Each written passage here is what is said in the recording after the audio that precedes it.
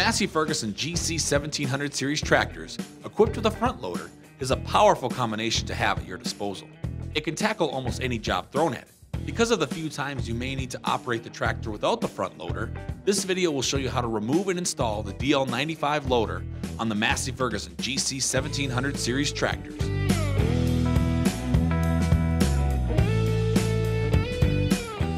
First, park the tractor on a hard, level surface. Raise the loader and lower the two parking stands that are integrated into the loader frame. Lower the loader to the ground. Remove the mounting pins on both sides. Retract the loader lift cylinders.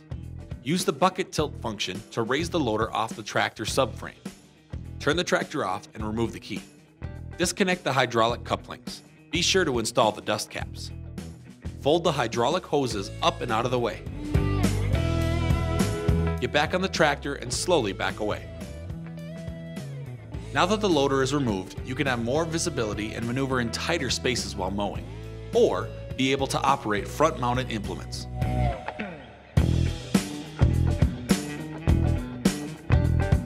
Slowly drive into the loader frame, aligning it with the tractor subframe.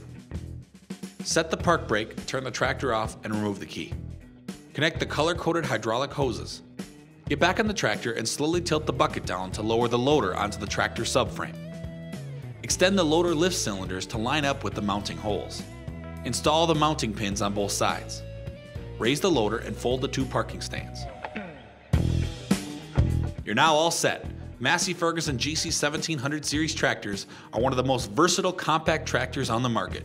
Coupled with the DL95 loader, these tractors are ready to do the heavy lifting so you don't have to.